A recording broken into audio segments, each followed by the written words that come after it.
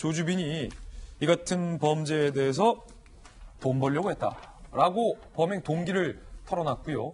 조주빈의 이중 생활의 모습도 또 오늘 새롭게 드러났습니다. 함께 보시죠.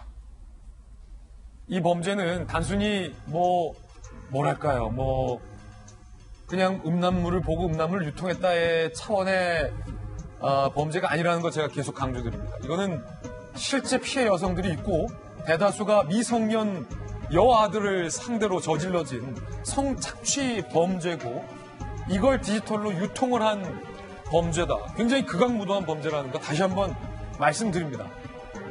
그거를 돈 내고 본 사람들에 대한 처벌도 이야기가 나오고 있는 대목이라는 거 제가 다시 한번 강조드립니다.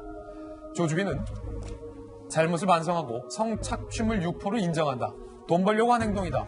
수익은 알려진 것처럼 32억 원이 아니라 1억 원 정도다라고 주장을 했습니다.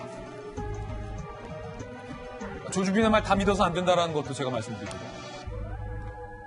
그런데 조주빈이 2015년 9월부터 지난해 12월까지 한 인터넷 커뮤니티에 149개의 글을 게시했다. 글도 많이 써요. 2018년 미투 당시에 자기가 이렇게 거들먹거리면서 글을 씁니다. 나는 여자 후배에게 술도 안 받았다. 기사도 정신 그런 게 아니라 순전히 내 인생에 문제 생길까 싶은 두려움 탓이다라고 글을 남겼던 게 드러났고요. 그리고 한 앵커가 불법 촬영한 사건에 대해서 법을 어겼기에 혼이 나야 된다. 지탄받아야 된다. 괴리에서 오는 쾌감, 남이 보는 내가 아닌 존재로 해가는 자유와 해방감, 경낮은 나는 너를 이해한다. 라고 글을 올리기도 했습니다. 이경 시사평론가. 멋있는 건 지가 다 했어요.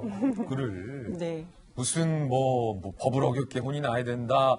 여자 후배가 따르는 술을 받지도 않는다. 기사도 정신 우는 했는데 이게 뭡니까? 참. 그렇죠. 멋있는 걸 전부 다 했어요. 어떻게 보면 그 글을 제가 좀 하나하나 다 봤는데 어떤 글은 정말로 이 사람 되게 착하다라는 생각이 드는 그런 글들도 있었습니다. 이게 바로 아까 타이틀에도 나갔지만 이게 이중 생활이라고 볼 수 있는 건데요. 근데 사이버 성범죄, 이거는 분명히 살인과도 같습니다.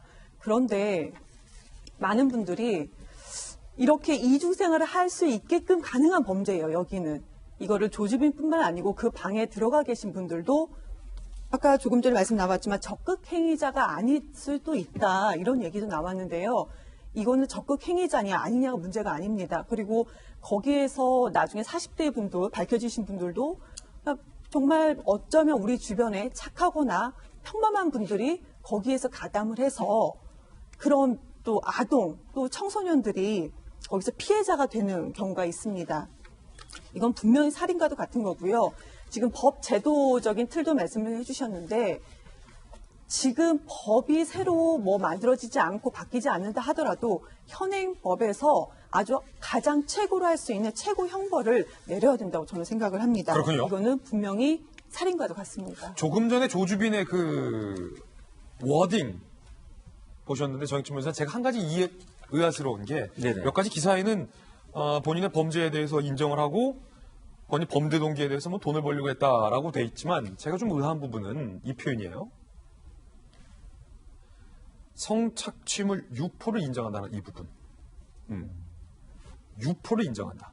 사실은 근데 그 실체는 어떤 성착취물 동영상을 유포한 게 본질이 아니라 조주빈이 약점을 잡아서 미성년 여아들을 상대로 성착취 행동을 지시하고 협박을 하고 공갈을 하고 그걸 빌미로 성착취물을 만들었다는 범죄가 더 본질적인 거 아닙니까? 유포는 증거가 있는 거예요. 빼도 박도 못하는 거니까 빼도 박도 못하는 거를 부인하는 사람들도 있어요. 그러면 변호사 입장에서는 굉장히 난감한데 어쨌든 조주빈은 생각보다 머리가 좋은 사람이에요. 그래서 객관적인 증거가 있는 거는 인정을 갖다가 하는 거고. 그렇군요. 갈라치기. 아직 증거가 있지 않다라고 생각하고 그 다음에 더 중대하다고 생각하는 거는 일단 유보를 갖다가 하는 거죠. 저는 그렇게 봅니다. 저는요. 조주빈이가 저는 이 범죄를 완전히 기획하고 완벽하게 지금 이끌어가고 저는 있다고 보거든요. 예. 예를 들어서 돈을 벌려고 하는 행동이다라는 것은 법에 대한 인식을 나름대로 이렇게 하는 거예요. 나는 사람을 죽이려고 또 착취를 하고 그런 게 아니라 단순히 돈을 벌려고 했을 뿐이다. 라는 말이란 말이죠. 예. 그런데 우리가 조금 더 파고 들어가면 돈을 갖기 위해서 사람 죽이는 수가 있어요. 예. 그럼 우리는 그 자를 갖다가 돈을 가져갔다 안 걸고 살인자라 알거든요. 돈을 갖기 위해서 담을 넘으면 절도죄라 한단 말이죠. 마찬가지로 이제 아까 검찰 이야기를 했지 않습니까? 검찰의 역할이 왜 중요하냐면 이걸 그냥 마약이라고 생각해 봅시다. 네. 마약을 가지고 있는 자도 범죄가 되잖아요.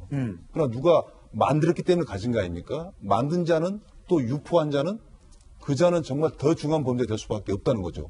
그런 인식으로 조주빈의 범죄 행위에 대해서 접근해야 될 것이 기소권을 갖고 있는 검찰의 저는 역할이라고 보는데 저는 조주빈의 그 이중 생활 같은 것도 굉장히 저는 이런 것을 염두에 두고 미리 저는 한 자락 깔아놓은 거라고 생각합니다. 그래요? 나는 개인적으로 이렇고 그리고 나는 돈을 벌려고 했을 뿐이고 그렇게 많이 돈 번 것도 아니다. 라는 거죠. 한자락간 그걸 다 치밀하게 검토해서 그렇죠. 그러나 이제 가겠다. 중요한 것은 아까 우리 이기영 시사평론가도 말씀하셨지만 중요한 것은 그 수단으로 활용하고 있는 것이 성범죄거든요. 그 중에서 가장 악질적인 것이고 정말 이건 사람을 이미 죽인 거나 마찬가지 그런 수단을 활용하고 있기 때문에 이 부분에 저는 이제 굉장히 우리가 지켜봐야 되는데 법이 아직도 좀 허술하기 때문에 지금 경찰, 검찰이 총동원 됐을 때야 가능하다. 뭐 이런 좀 상황이라고 저는 봅니다. 그렇군요. 네. 오늘 뭐 유포는 인정한다라는 글을 제가 봤을 때 정말 되게 교활하다라는 생각이 들어요. 조주빈이요? 네, 왜냐하면 제가 파악하고 있고 현재 기사에도 많이 나왔는데 제작은 무기징역까지 가능합니다. 예. 그러나 유포는 형량도 낮고 집행유예도 나올 수 있습니다. 그래서 본인이 유포를 인정한다라는 표현을 취사 선택한 거다. 저는 그렇게 보여지더라고요. 네.